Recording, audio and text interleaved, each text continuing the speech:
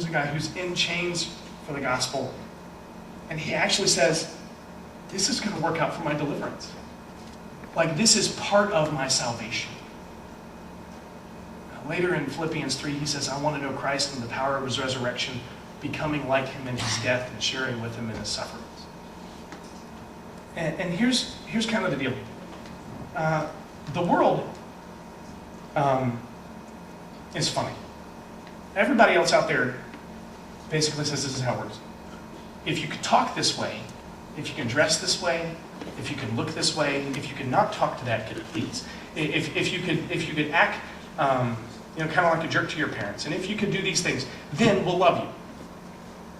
Isn't that kind of what happens in the world? So everybody ends up getting themselves all together, and you end up stressed out in 7th grade because you might say the wrong thing at the lunch table and lose your friends.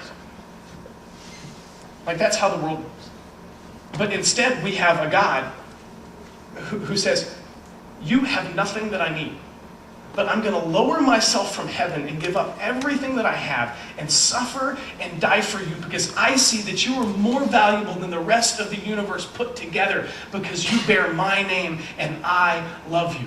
Now, it's just worth saying, something's worth is determined by how much someone else is willing to pay for it, right?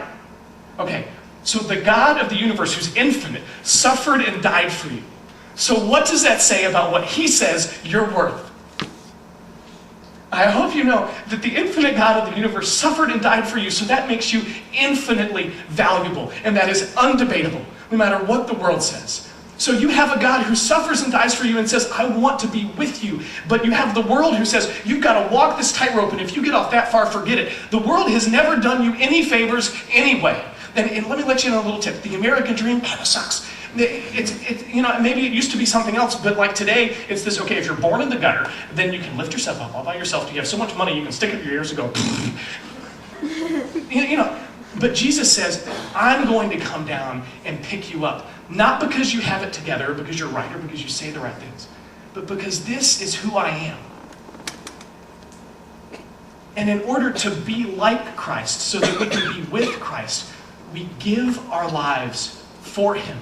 Because he gave our lives for us. And in doing so, we find out this world's not our home anyway. Like, it doesn't have anything I need or that I want. And we can end up, Paul ends up in prison, in chains and in sewage, saying, I can rejoice because God is with me. And this is better than anything else the world has. And you can name that. So the question is, which life do you want? Do you want the life where the world says you've got to walk the tightrope, and nothing's ever really expected of you other than, you just do exactly what we tell you to? Or do you want the Jesus who says, if you pour out your life for me, it will be very expensive, it will be very hard, and it will be very dangerous. But in the end, you will find a God that loves you no matter what, both now and on into eternity. And then he uses you to change the world. I have a couple of friends that I just kind of wanted to introduce you to. I have a friend, she's really a friend of a friend named Tammy, who was she went to the UGA, she went to the UGA Wesley Foundation. She's kind of this short, chubby white girl from Georgia. And when she was in seminary, she went on a missions trip to India, and India grabbed her heart. And she moved to Bangalore and started adopting orphans. Just picture Tammy with one of her babies. She now has 48 kids. People found out what she was doing, and they started leaving their babies at her doorstep. And what's she going to do? Turn it away? No, so she takes it in.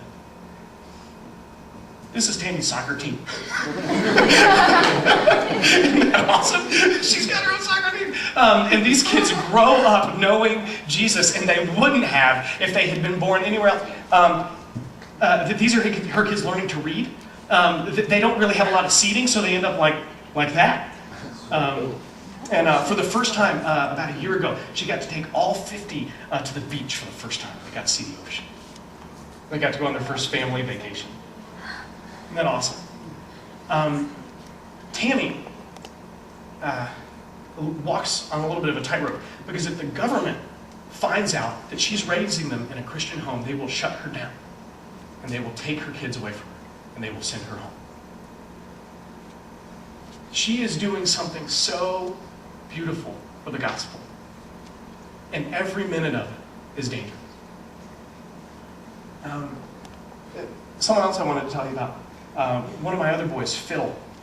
I got to know him when he was in 6th grade. He had let the girls put makeup on him on the bus on a church trip because he thought he wanted, like hang out with the girls or whatever. And then they kind of told him he looked like a girl. And so when we got to a rest stop at McDonald's, he went off to himself like totally, sulking. I was like, who's that kid? And I went and sat down with him and ate cold McDonald's fries with him. And we got to be good friends. And now he's a senior at Florida State. And he walked with the Lord for a while and then started falling away. And we were so worried about him for a while. One of the scariest days of my life was when we found out he was driving through the mountains of North Carolina high. And his Camaro was skidded out on a turn and flipped upside down in the ditch on the side of the road. We didn't know if he was going to make it. That's not the scariest day of his life. The scariest day of his life was sitting next to a girl who he could barely remember her name in a clinic. Scared to death of what the doctor was going to come out and tell him. He had kind of moved from drugs and stuff to really just filling this void in his life with women and sex and getting his validation from them that way. And didn't really feel like he was worth much unless some girl was sleeping with him. And about a year ago, he came back to the Lord. And he met this girl named Katie, who's an absolute godsend. That's Katie. It's a little tough to see. Hold on. There you go. That's it. And Katie actually never had a boyfriend. Loves Jesus like crazy. Never even kissed him. And about a month into them being together, they go and they sit down together, and Phil just breaks down and tells her about all of the other women and all of the stuff that he's just like dumped his life out into, and just totally expecting her to reject him because she had held her own for so long and maintained this purity in her life. And she stops Phil and grabs his hands and says, Phil, I'm not going anywhere. And he said, how could a heart like yours love a heart that's as dirty as mine? And listen to this. She leans in and she says, Phil, what else is a heart for? What else is a heart for? That's dangerous for her. She's giving her heart to someone else. Someone that didn't deserve it. Someone that had messed up. And she says, I'm going to love you anyway. So the question is, what does being dangerous for God look like for you? You're in middle school, you're in high school, maybe you're going on to college. Does it look like adopting orphans in India? Maybe. I hope so. Maybe it's as simple as grabbing someone's hands and looking them in the eye and saying, I love you anyway. That's dangerous every time we do it. I love you anyway. I hope that grabs a hold of you. And so we have this time where we get to ask God, what does it look like for me to put everything on the line for you? Because one day, He's going to break through the clouds and call us home. And that day, nothing else that we've done will matter. It'll just fall like ash. But everything that we've rooted in Him and we've done for Him will last for heaven now and on into eternity. And when we leave time behind, like an old pair of shoes that just doesn't fit anymore, the people that have been dangerous and loyal and constant for God will be able to stand before His throne forever in love with Him and with His love for us. And those that haven't will not.